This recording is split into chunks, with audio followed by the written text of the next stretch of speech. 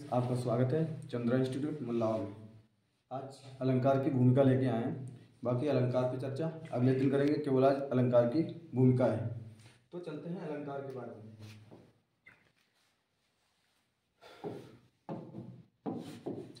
अब देखते हैं अलंकार। अलंकार जो शब्द है, अलंकार की जो उत्पत्ति हुई है, अलंकार की जो उत्पत्ति हुई है, अलंकार की जो ये उत्पत्ति, अलंकार की जो उत्पत्ति है अलम धन क्री धन ल्यूट प्रत्यय से हुई है। अलम, अलम जो यहाँ पे है वो उपसर्ग है, क्री जो है वो धातु, ल्यूट जो है वो प्रत्यय है। पेपर में एक बार आया था यूपी टेट में कि अलंकार किन दो शब्दों से मिलकर बना है। अलंकार अलम धन कार से मिलकर बना है। अलम का अर्थ होता है आभूषण या सुंदरता या सजावट, और कार का मतलब होता है शोभा बढ़ाना। जहाँ पे हम काव्य की सुंदरता बढ़ाते हैं, जहाँ पर हम काव्य की सुंदरता बढ़ाते हैं, कोई पंक्ति पढ़ते हैं, बहुत सुंदर ढंग से पढ़ते हैं, तो उसे अलंकार कहते हैं। मतलब काव्य की सुंदरता बढ़ाने वाले शब्दों को अलंकार कहते हैं। अब चलते हैं, देखते हैं अलंकार का सर्वप्रथम प्रयोग किसने किया था। अलंकार का सर्वप्रथम प्रयोग हमारे एक मुनि है। कौन वो मुनि है? भरत मुनि। अलंकार का सर्वप्रथम प्रयोग भरत मुनि ने किया था। किसमें किया था? भरत मुनि का ग्रंथ है एक नाट्यशास्त्र। भरत मुनि के ग्रंथ का नाम है नाट्यशास्त्र। भरत मुनि के, ये हमारे जो अलंकार का सर्वप्रथम प्रयोग भरत मुनि ने किया था। किस ग्रंथ में? इनके ग्रंथ का नाम है नाट्यशास्त्र। पूछेगा नाट्यशास्त्र में कितने अलंकारों का उन्होंने वर्णन किया था? 4 अलंकारों को। जो हमारे भरत मुनि हुए हैं, वो भरत मुनि जो है अपने नाट्यशास्त्र में केवल 4 अलंकारों का वर्णन किया है। कौन से 4 अलंकार? उपमा, रूपक, यमक और दीपक। इन 4 अलंकारों को याद रखना। पूछ देगा पेपर में भरत मुनि ने कितने अलंकारों की चर्चा की? 4 अलंकारों की। वो 4 अलंकार कौन कौन से? उपमा, रूपक, यमक और दीपक।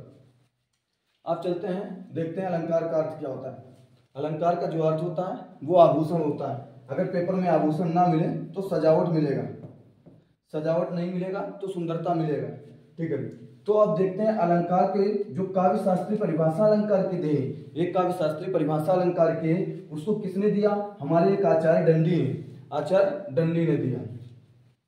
जो अलंकार का वैज्ञानिक वर्गीकृत किया है, जो अलंकार का वैज्ञानिक वर्गीकृत किया है वो किसने किया? आचार्य रुद्रट ने। कवि हैं हमारे रुद्रट, उन्होंने संस्कृत के ही हैं। हम इसका जो अलंकार का वैज्ञानिक वर्गीकृत किया है वो रुद्रट जी ने किया है। जो हिंदी के अलंकारवादी कवि हैं वो कौन है? केशवदास। ये केशवदास जो है वो रीति काल के कवि हैं। अलंकार की परिभाषा क्या है?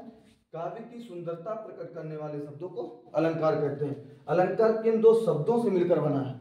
अलंकार अलम धन कार से मिलकर बना है। अलम का अर्थ क्या होता है? सुंदरता।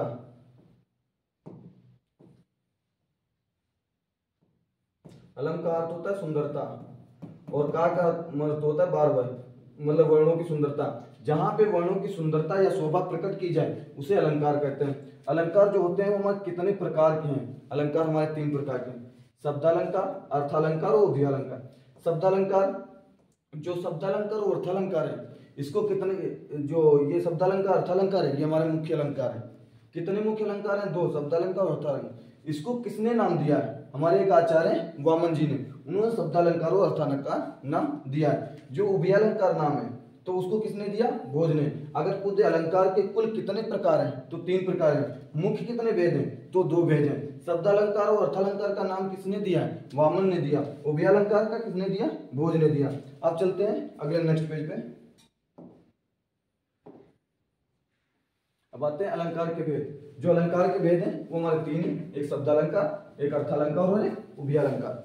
तो अलंकार के 3 भेद हैं। अब शब्दालंकार हमारे कितने प्रकार के हैं? 7। आपका 2 अलंकार, अर्थालंकार कितने? इनकी कोई सीमा नहीं है, ये बहुत ज्यादा है। ठीक है, तो इनको मैंने गिने चुने लिख दिए जो बहुत इंपॉर्टेंट है, पेपर में आने के चांस है। उभयालंकार जो शब्दालंकार और अर्थालंकार में, उभयालंकार में। तो अब चलते हैं इनकी परिभाषा पे बात कर लेते हैं। शब्दालंकार, शब्द यहाँ पे लिखा है, शब्द बोले तो शब्दांश। सब यहाँ पे शब्दालंकार मतलब शब्द की आवृत्ति, जहाँ पे शब्द की आवृत्ति या शब्द की सुंदरता प्रकट की जाए, जहाँ पे शब्द की सुंदरता प्रकट की जाए वहां पे शब्दालंकार होता है। कोई शब्द दिया होगा जैसे कनक कनकते सोगुनी माँ दक्षतादिकाय, खाए या बहुराय जग पाए या बहुराय, ये हमारे शब्दालंकार का उदाहरण है। रघुपति राघव राजा राम पतित पावन सीताराम, ये भी हमारे शब्दालंकार का उदाहरण है। अब शब्दालंकार में एक ट्रिक हमने बना रखी, अयस, जो हमारे मुख्य अलंकार है। अनुप्रास, यमक और श्लेष, इनको इंपॉर्टेंट लगा लो, किसी पेपर में नहीं चूकने वाले हैं। जो अनुप्रास अलंकार है, यमक अलंकार और श्लेष अलंकार, पेपर में पूछता है निम्न में कौन सा शब्दालंकार है? निम्न में कौन सा अर्थालंकार? तो अनुप्रास, यमक, श्लेष, वक्रोक्त, वीपसा और मुद्रालंकार, ये हमारे जो अलंकार हैं वो 7 प्रकार के। अनुप्रास, यमक, श्लेष, वक्रोक्त, वीपसा और मुद्रालंकार, 1 2 3 4 5 और 6 और 7, ये पुनरुक्ति प्रकाश। ठीक है, तो हमारे यहाँ पे अलंकार ये 7 प्रकार के हो गए। अब अर्थालंकार, अर्थ लिखा है तो अर्थ की सुंदरता, जहाँ पे अर्थ की सुंदरता प्रकट की जाए वहां पे अर्थालंकार होता है। उपमा अलंकार, भ्रांतिमान, मानवीकरण अलंकार, रूपक अलंकार, उत्प्रेक्षालंकार, अतिशयोक्त अलंकार, संदेह अलंकार, दृष्टांत अलंकार, विभावना अलंकार, उदाहरण अलंकार। जो इधर वाले अलंकार हैं ये हमारे इंपॉर्टेंट अलंकार हैं, किसी भी परीक्षा में ये यही ज्यादातर करते हैं, ये वाले तो कम आते हैं ना के बराबर। तो ये वाले जो परीक्षा में वो कम आते हैं और ये वाले ज्यादा आते हैं। अब चलते हैं उभयालंकार, जो वहां शब्द और अर्थ की आवृत्ति की जाए वहां पे उभयालंकार होता है। एक उदाहरण उभयालंकार के लिए, इन कजरारी अखियन में कजरा ही न लगाए, ये उभयालंकार का हमने उदाहरण लिख दिया पर ये पेपर में नहीं ज्यादा आता है। अब चलते हैं सबके भेद की अगर बात कर ले तो इनके बहुत ढेर सारे भेद हैं। अब जैसे जैसे एक एक अलंकार पढ़ाएंगे और एक एक अलंकार की भेद के बारे में बात करते हैं। आप चलते हैं अनुप्रास, यमक, श्लेष, ये तो हमने याद कर लिया। उपमा, रूपक, उत्प्रेक्षा ये याद कर लेना, इस बार यूपी पुलिस के पेपर में यहाँ से आएगा या क्लास 10th में भी यहीं से आने वाले हैं। तो आप चलते हैं अगले पेज पर।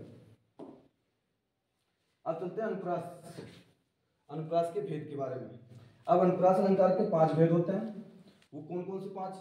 वृत्तानुप्रास, लाटानुप्रास, सुत्यानुप्रास, अंत्यानुप्रास और छित्तानुप्रास। एक एक अलंकार के बारे में विवरण में धीरे धीरे चर्चा करेंगे।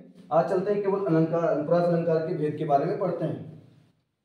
अनुप्रास अलंकार क्या होता है? जहां पे वर्णों की आवृत्ति, जहां पर वर्णों की आवृत्ति बार बार हो, जहां पर वर्णों की आवृत्ति बार बार हो वहां पे अनुप्रास अलंकार होता है। जैसे अनुप्रास का ही उदाहरण मान लो, रघुपति राघव राजा राम, यहाँ पे रा